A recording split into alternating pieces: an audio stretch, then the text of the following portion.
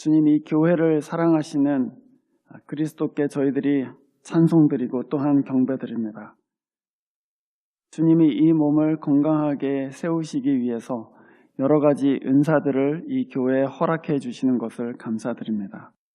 오늘 이 은사에 대한 말씀 함께 나눌 때에 주의 몸을 건강하게 돌보고자 하는 섬기는 마음 또 사랑하는 마음 저희들 가운데 허락하여 주시옵소서. 또 이 말씀 듣고 그냥 끝나는 것이 아니라 성령께서 주시는 귀한 은사와 은혜들을 사모하는 마음 주셔서 저희들이 기도하고 또 구하는 가운데 경험할 수 있도록 주께서 도와주시기를 기도합니다. 주님, 이 교회가 영적인 은사들로 인해서 또 은혜로 인해서 건강하게 세워지기를 함께 기도합니다. 주님이 이 말씀을 통하여 저희의 마음을 주장해 주시고 또 저희의 소원을 인도하여 주시옵소서. 주 예수 그리스도 이름으로 기도합니다. 아멘. 저희가 벌써 몇 주째 성령에 대한 말씀을 나누고 있는데 성령에 대한 말씀 나눌 때에 은사를 빼놓고 지나가는 게 상당히 어렵습니다. 왜냐하면 그 성령의 은사가 교회에는 굉장히 중요한 부분이기 때문입니다. 신약 성경에 여러 구절들이 나오지만 사실 제가 딱 한 구절만 생각한다면 사도행전 8장에 예루살렘에서부터 복음을 가지고 사마리아로 들어간 사람들이 사마리아에 복음을 전합니다. 그런데 그 사마리아에 복음을 전해서 사람들이 예수를 믿고 예수를 고백하고 그랬는데 성령이 그 사마리아 땅에 임하지를 않았어요. 그래서 예루살렘에 있는 사도들 가운데 몇 사람이 그 사마리아에 내려가서 이 사마리아에 있는 예수 믿는 형제들한테 성령이 내리게 해 주십시오 하고 기도하는 장면이 나옵니다. 그게 사도행전 8장 14절부터 17절까지의 말씀입니다. 사도들이 가서 기도하니까 이 사마리아에 예수를 믿은 사람들 가운데 성령이 임했다 이렇게 돼 있습니다. 우리가 그 이외에도 사도행전에 다른 여러 곳에서 성령이 임하기를 위해서 기도하는 장면들을 우리가 보게 됩니다. 성령은 그리스도인의 삶, 또 교회의 생명에 있어서는 아주 본질적인 분이시죠. 그가 이 교회에 생명을 주시고 또한 영적인 능력을 또 힘을 허락해 주시기 때문입니다.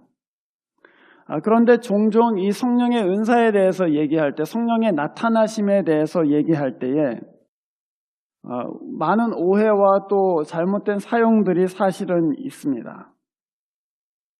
성령의 나타나심이 무엇을 위한 것인지 또 어떻게 사용해야 되는 것인지 잘 알지 못하는 상태에서 그냥 호기심으로 성령을 구하거나 또는 욕심으로 자기를 과시하는 마음으로 성령을 추구하는 경우가 왕왕 있었기 때문입니다.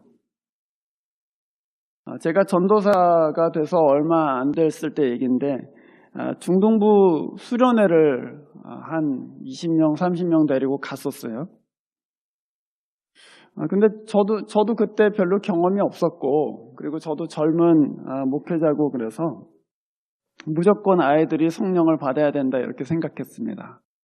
그래서 수련회 마지막 날 아이들 다 모아놓고는 자, 성령 받자. 그러고서는 성령 받을 사람 다 나와라. 방언할 사람들 나와라. 뭐 그랬더니만 그 교회에서 제가 한번 나눈 적이 있죠. 그 교회에서 제일 껄렁껄렁한 녀석들이 나왔습니다. 모범생들은 안 나오고 담배 피고 막 이런 놈들이 나왔어요. 왜 하필이면 이런 놈들이 나오나. 그래서 얘네들이 방언을 받겠나. 그리고 기도를 했는데 기도하자마자 방언을 받았어요. 그래서 제가 얘네들이 성령이 이 아이들 가운데 임했으니까 이제 새 사람 되겠구나. 굉장히 좋아했습니다. 많은 애들이 거기서 방언을 받았어요. 돌아갔는데 이 녀석들이 여전히 담배를 피고 여전히 깡패 짓을 하고 여전히 나쁜 짓을 하고 있는 것입니다. 그래서 제가 그때 이제 깨달았죠. 성령에 대해서 바른 가르침이 없이 성령을 받아서는 좀 안 되겠다. 성령께 복종하는 마음, 또 성령을 귀하게 주님으로 섬기는 마음이 없이 성령을 받으면은 이게 정말 돼지한테 진주 던지는 거하고 똑같이 되겠구나 그런 생각이 들어서 그 다음부터는 제가 아주 어린아이들을 대상으로 성령 받자는 그런 얘기 잘 하지 않게 되었습니다. 요점은 그거죠. 성령이 누구신지, 또 이 성령의 은사가 무엇 때문에 우리한테 주어지는지를 바르게 이해하고 있으면은 성령의 은사가 왔을 때 그것을 주님의 영광을 위해서 잘 사용할 수 있습니다. 그래서 사실은 예수 믿는 사람들이 그 몸을 세우기 위해서, 교회를 얘기합니다. 이 교회를 잘 세우기 위해서, 그리고 하나님의 나라의 일들을 잘 감당하기 위해서 가난한 심령으로 주님께, 주님 저에게도 그런 영적인 은혜와 능력들이 필요합니다 하고 구하는 것이 가장 바람직하다, 그것입니다. 제가 지난 12월 달에 키르기스탄에 잠깐 티칭 하려고 갔었습니다. 신학교에 가서 일주일간 가르치는데, 마지막 날 키르기스탄의 한 현지인 목사님이 점심시간 때 저를 찾아왔어요. 그때 제가 바울의 선교에 대해서 가르치고 있었는데 성령에 대해서도 제가 잠깐 가르쳤죠. 근데 그 목사님이 저한테 오셔서, 그 목사님은 저보다 훨씬 나이가 많으신 이제 60대 초반이 되신 목사님입니다. 늦게 예수를 믿어서 목회를 시작했는데 너무 목회가 힘들고 어려워요. 그리고 자기한테 영적인 능력이 너무 없다는 거를 늘 힘들게 생각을 하다가 강해를 들으시고서는 점심시간에 찾아와서 저한테 이제 그러세요. 목사님, 저도 방언 받았으면 좋겠습니다. 근데 제가 기도해도 방언이 잘 안 됩니다. 그러시냐고. 그러고서는 그 분하고 우리 신학교 학장님하고 같이 제가 기도하자고, 하나님께서 목회를 위해서 능력이 있어야 되겠다고 그렇게 구하는데 안 주실 리 없다.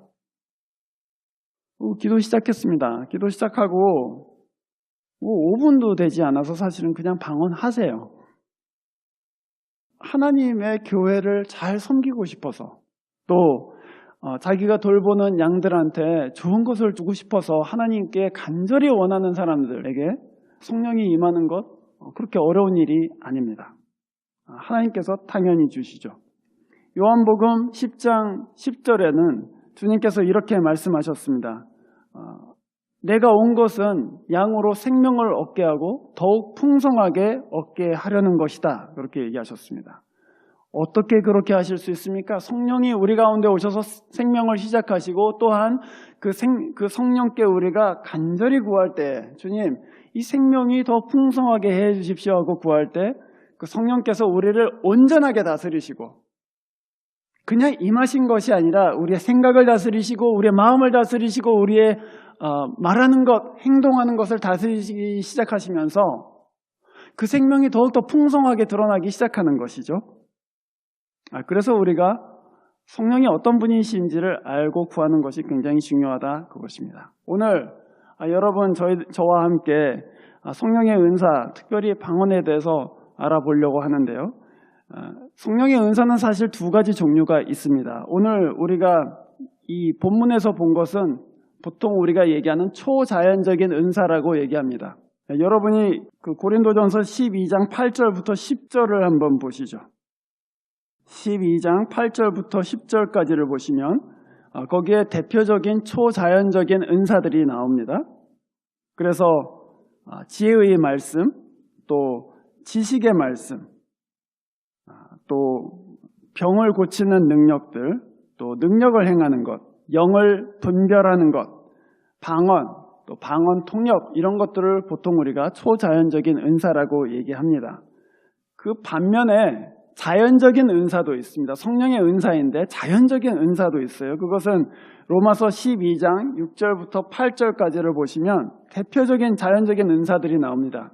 예를 들면 섬김의 은사, 가르침의 은사, 위로하는 은사, 또는 구제하거나 다스리는 은사, 긍휼조차도 은사로 부어질 때가 있다, 이렇게 돼 있습니다. 자연적인 것이죠. 원래 잘 가르치는 사람들이 있어요. 원래 잘 섬기는 사람들이 있고 원래 잘 위로하는 사람들이 있는데, 그것이 하나님께로부터 받은 성령의 은사, 자연적인 은사다, 그렇게 얘기하고 있는 것입니다. 그래서 은사의 종류는 이 두 가지가 있어요. 근데 이 두 가지가 어떤 때는 그 경계가 굉장히 모호하게 보일 때가 있죠. 이 경계가 분명하지 않은 그런 은사들이 분명히 있습니다. 또는 본인은 깨닫지 못하는데 본인이 자연적인 은사로 일하고 있는데 초자연적인 은사가 거기에 나타나는 경우도 있죠. 예를 들면 어떤 목사님이 성경 공부를 인도하고 있었는데 그 성경 공부를 인도하다 이 목사님은 워낙에 잘 가르치는 목사님이에요. 가르침의 은사가 있어요. 성경 공부를 막 인도하고 있다가 거기 모여있는 사람들한테 그 건너편에 있는 건물을 가리키면서 저 건물 예를 들어서 20층에서 당신들 코월커들하고 바이블 스터디 하면 얼마나 좋겠냐 그러고 딱 얘기했대요. 그냥 아무 생각도 없이. 근데 끝나고 났는데 그 성경 공부에 있던 한 분이 다가오더니 혹시 제가 저 건물 20층에서 일하고 있는 거 알고 계셨습니까? 이렇게 물었다는 거예요. 그리고 자기가 그 건물에 자기가 일하는 사람들 사이에서 혹시 기도 모임 같은 거 하면 어떨까 하고 기도하고 있었는데 그거 아셨냐고 물어본다는 거예요. 가르치는 은사는 타고난 것입니다. 하나님께서 주신 거예요. 하지만 초자연적인 은사가 거기에 순간적으로 임할 때가 있죠.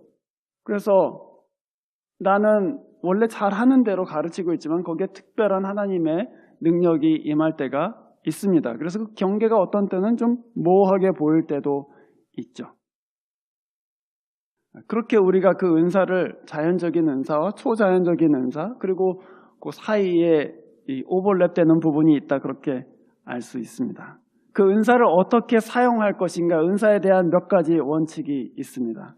12장 7절을 먼저 보시죠. 그 목적은 언제나 교회를 세우고자 하는 것입니다.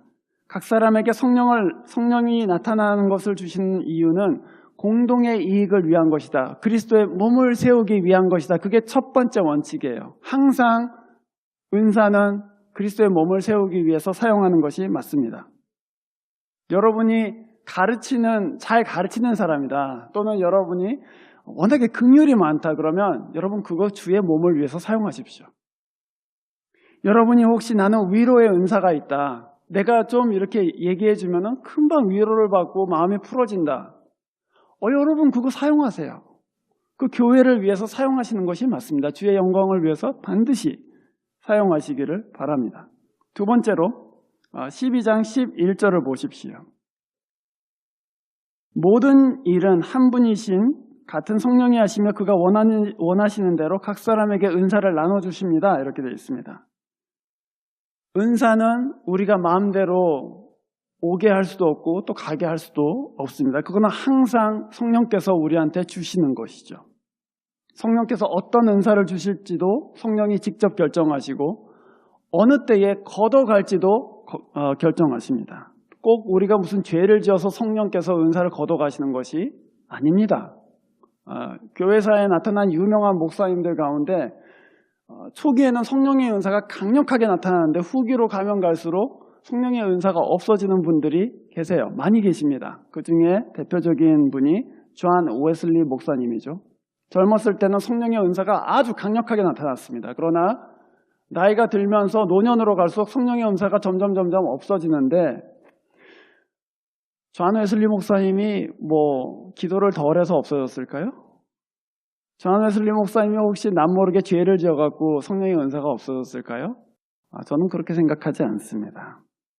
저는 오히려 한 사람의 사역자의 삶에서 사랑이 점점 더 깊어지면서 성령의 은사가 했던 일들을 사랑이 다 하기 시작하기 때문에 없어도 되는 시점이 오는 것이죠.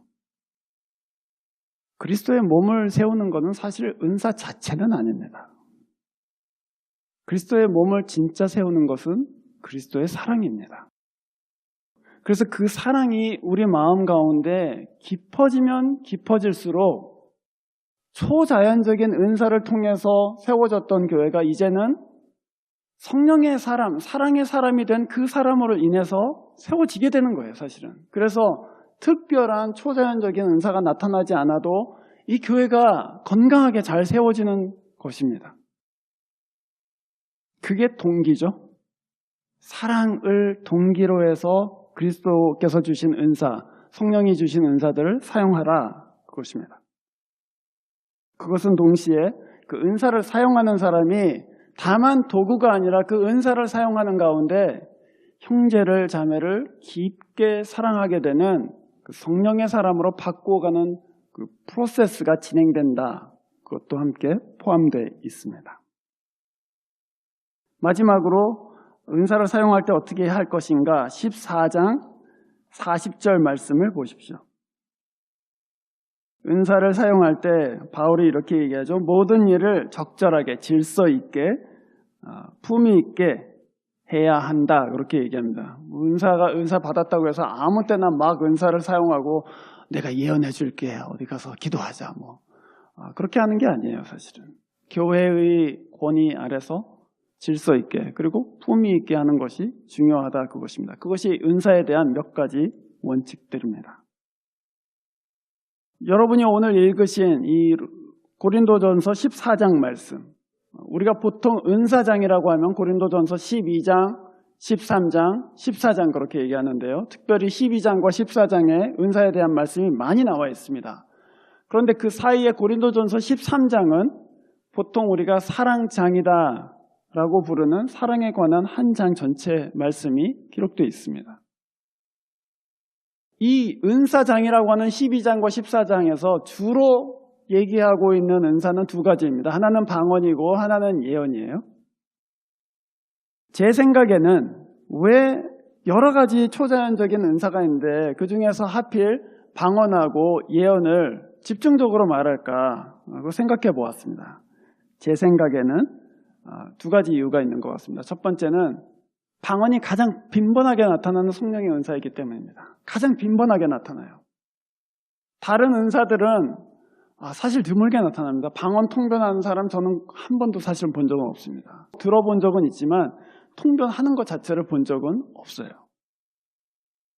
예언의 은사 가진 사람들 덜어 보았습니다. 그러나 방언 은사 받은 사람들 많이 있습니다. 많이 있어요. 가장 빈번하게 나타나는 은사입니다. 두 번째 이유는 제가 생각하기에는 교회를 세우는데 가장 필요한 은사이기 때문입니다. 예언만큼 교회를 세우는데 필요한 은사가 없어요. 왜냐하면 여러분 14장 5절을 보세요. 제가 지금 3절 말씀을 봐야 되는데 5절 말씀을 봤네요. 네. 예언은 덕을 끼치고 위로하고 격려한다 이렇게 되어 있습니다. 그 세 가지 믿음 가운데 설 수 있도록 덕을 끼치고 그 다음에 마음 상한 사람과 또 무너진 사람들을 위로하고 다시금 그리스도께 헌신하고 또 그리스도인으로 살 수 있도록 격려한다. 이 세 가지가 사실은 교회를 세우는 가장 중요한 일들이죠. 그래서 바울은 방언의 은사, 기도하는 은사와 예언의 은사 그 두 가지를 특별하게 이렇게 집중적으로 말하고 있는 것 같습니다. 바로 그런 이유 때문에 이 은사들이 교회를 세우는데 굉장히 중요하고 또한 보편적으로 나타나는 것이기 때문에 바울은 이 고린도 교인들이 이 영적인 은사에 대해서 무지하기를 원하지 않았습니다. 오히려 14장 1절에서 보는 것과 같이 열심히 이 영적인 은사들을 구하십시오. 그렇게 바울이 권면하고 있습니다. 그래서 저도 바울의 마음과 같은 마음입니다. 여러분들이 성령의 은사에 대해서 전혀 무지하기를 원하지 않습니다. 여러분들이 아셨으면 좋겠어요. 성령의 은사들을 받았으면 좋겠고 그 은사들이 어떤 유익을 여러분에게 또한 교회에 끼치는지를 실제로 경험하셨으면 좋겠어요. 사실은. 그래서 제가 지금 이 말씀을 드리는 것이죠. 겸손한 마음으로 오늘 이 말씀 들으시고 또한 다음 주에는 예언에 관한 말씀 할 텐데 이 말씀 들으시고 여러분 마음 가운데 그런 소원함이 일어났으면 하는 그런 기도가 제 안에 있습니다. 또 하나님께서 기도하고 또 구하는 사람들한테 성령 주시기를 바라는 마음이 있습니다. 그래서 오늘은 짧은 시간이지만 방언에 대해서 제가 간략하게 말씀드리도록 하겠습니다. 방언은 알아들을 수 없는 언어로 기도하는 것입니다. 바울은 여기서 우리의 영이 하나님께 말하는 것이다. 이제 그렇게 얘기했습니다. 우리의 영이 하나님께 말하기 때문에 사실은 우리 마음은 자기가 무슨 말을 하고 있는지 깨닫지는 못합니다. 여러분이 방언 은사를 받으면 하면서 처음에는 굉장히 답답할 거예요. 왜냐하면 입으로는 막 무슨 기도를 하고 있는데 머릿속으로는 내가 지금 무슨 말을 하고 있는 거지? 하는 그런 마음이 들기 때문입니다. 여러분의 생각과 전혀 상관없이 어떤 말들을 계속해서 기도로 하게 되는데 그것을 방언이라고 합니다. 여러분 알아들을 수 없어요, 사실은. 그런데 그 방언이 통변되면, 그 방언이 통역되면 그것은 예언하고 비슷해진다. 그것이 이제 바울의 얘기입니다. 말하자면 아까 우리가 얘기한 세 가지. 예언의 기능이 세 가지잖아요. 하나는 덕을 세우고 위로하고 격려하는 것입니다. 그것이 우리가 알아듣지 못하는 언어로 하나님께서 우리 영에게 말씀하고 계시고 또한 우리 영이 하나님께 말한다. 그것입니다. 그러니까 방언을 통변하게 되면 대부분은 방언의 내용들은 덕을 세우거나 믿음 가운데 세우거나 또는 위로하거나 격려하는 말이 될 가능성이 높은 것이죠.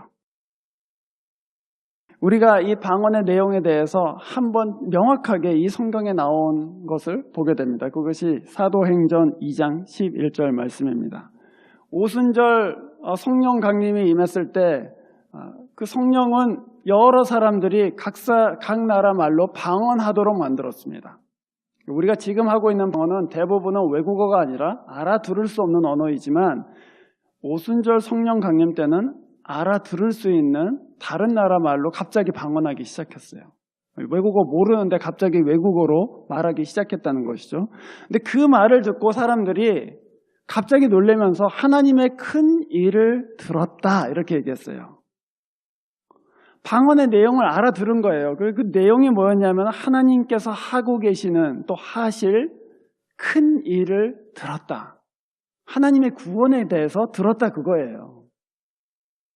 그러니까 우리가 이게 영으로 비밀을 말한다고 했는데 방언이 영으로 비밀을 말하는 것인데 그 비밀의 내용은 하나님께서 하시고 계시는 아름답고 귀한 구원의 일들이구나 그것을 알 수 있어요.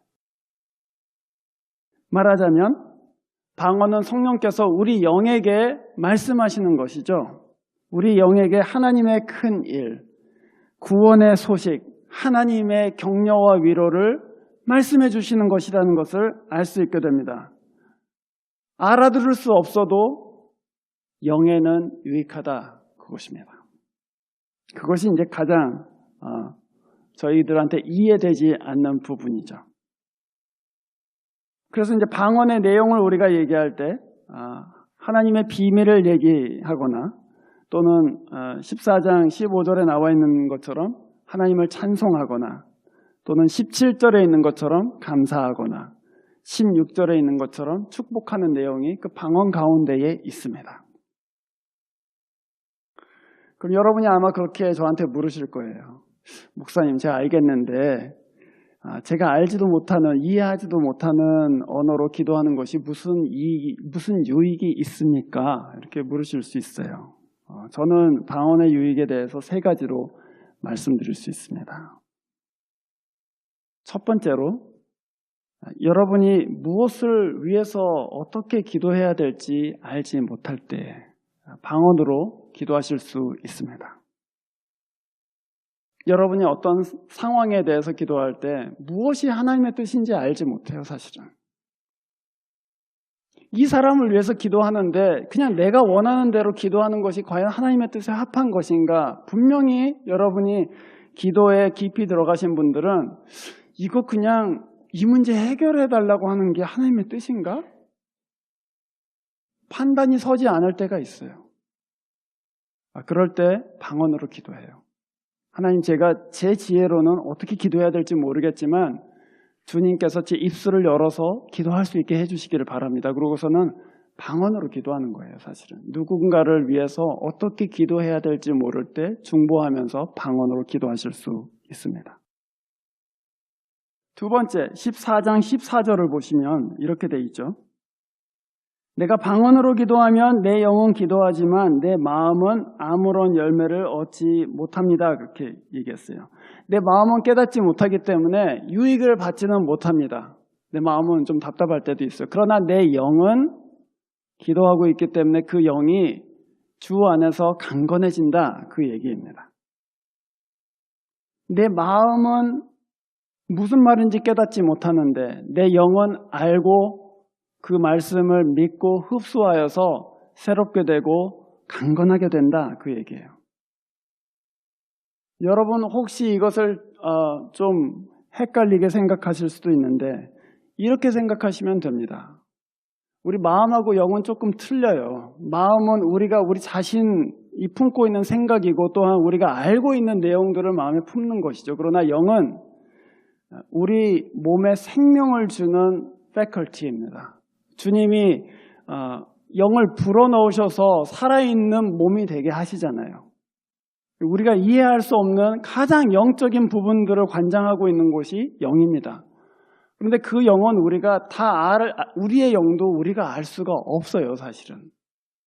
하나님께서 우리한테 주신 생명인데 그 생명이 어떻게 기능하는지 사실 우리가 잘 알지 못합니다. 그런데 방언 통해서 주님께서 이 영을 새롭게 해주신다, 그것이죠.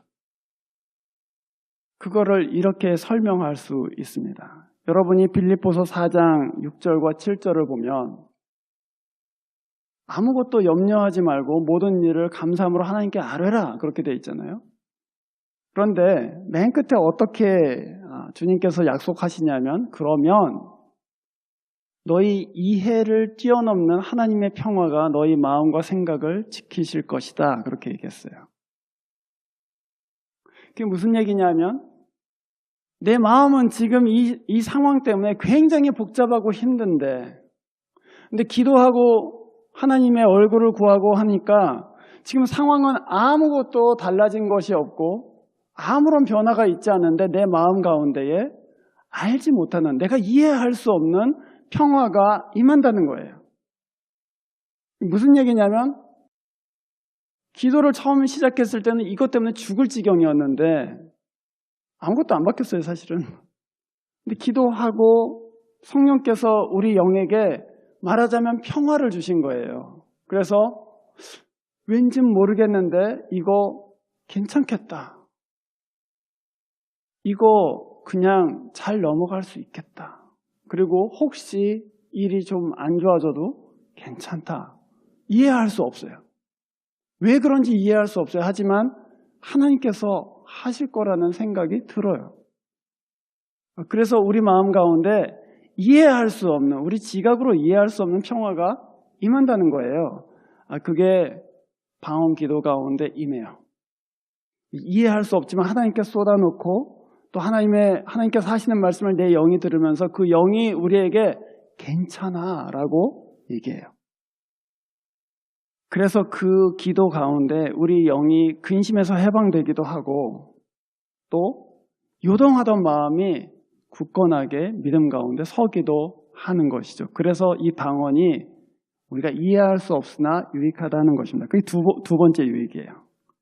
그러나 세 번째 유익은 로마서 8장 26절과 27절에 있는 말씀이죠.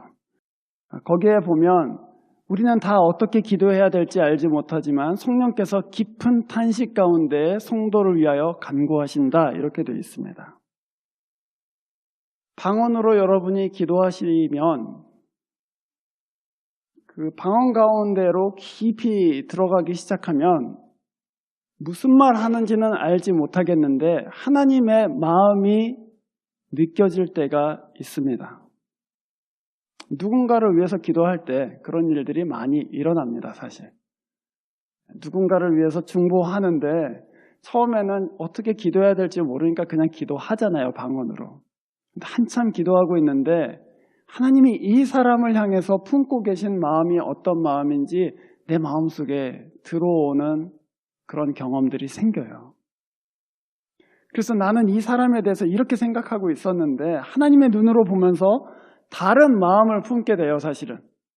하나님의 마음을 알게 돼요. 그래서 훨씬 더 긍휼한 마음으로 기도할 수 있고 훨씬 더 사랑하는 마음으로 이 사람을 위해서 기도할 수 있게 되고 어떤 문제에 대해서도 하나님께서 갖고 계신 마음을 전달받아서 확신 있게 기도할 수 있게 됩니다.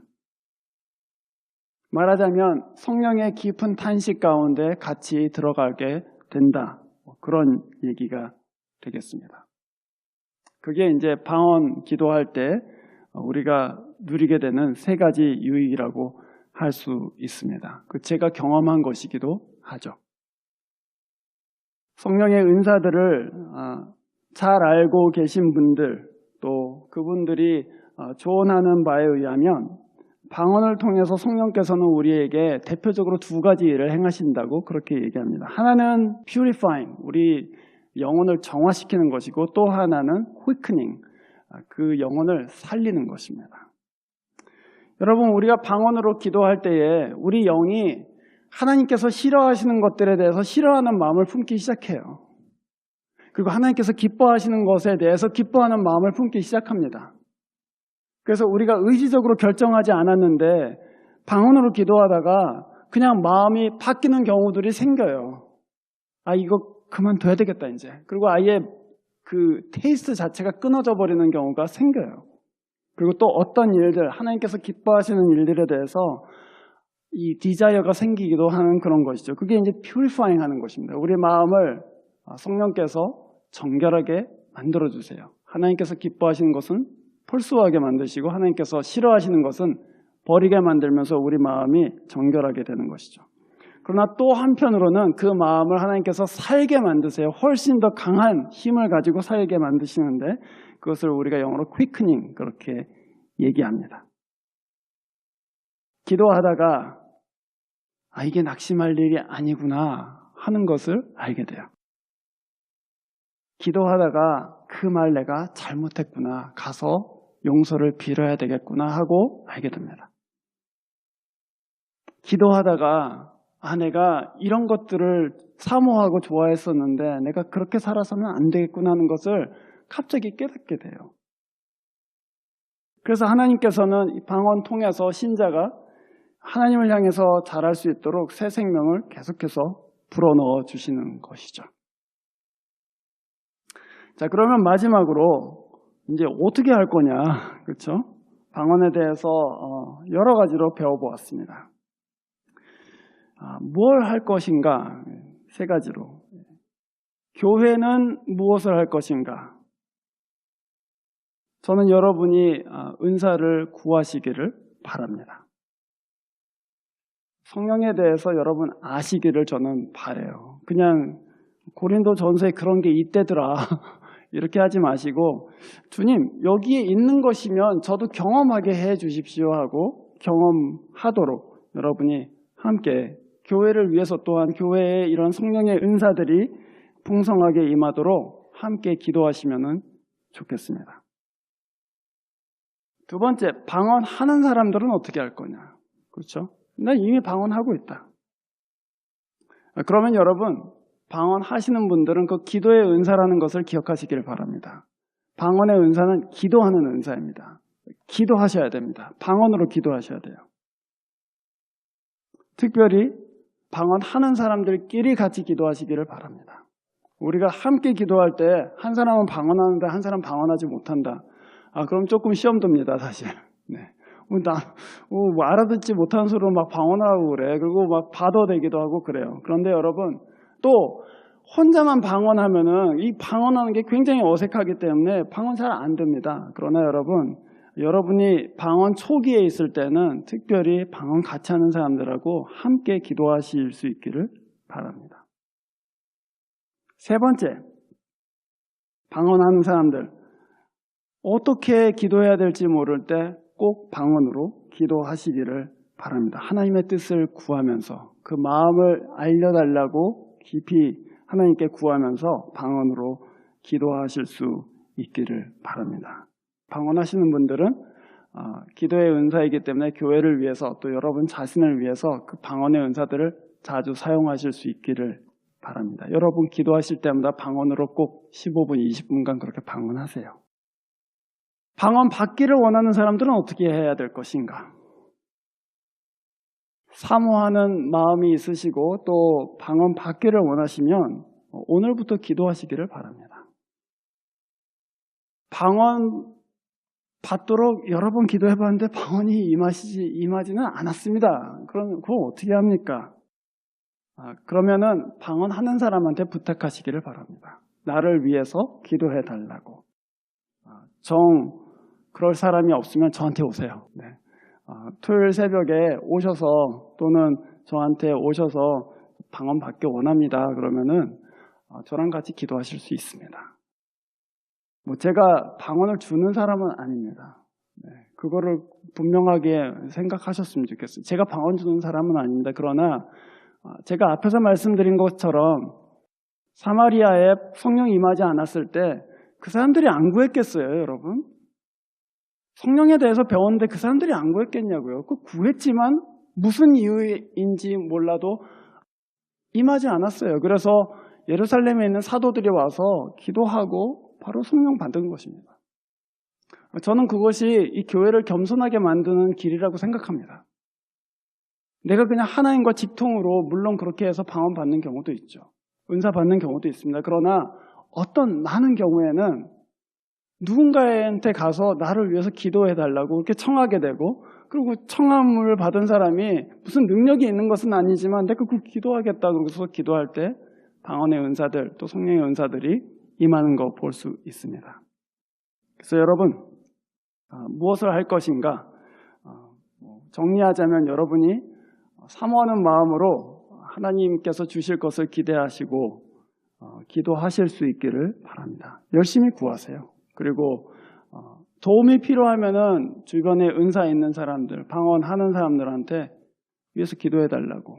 그리고 정 없으시면 저한테 오셔서 토요일날 새벽이나 또는 개인적으로 찾아오셔서 저랑 같이 기도하실 수 있습니다. 그렇게 해서 여러분이 성령에 대해서 아실 수 있기를 저는 바랍니다. 기도하겠습니다.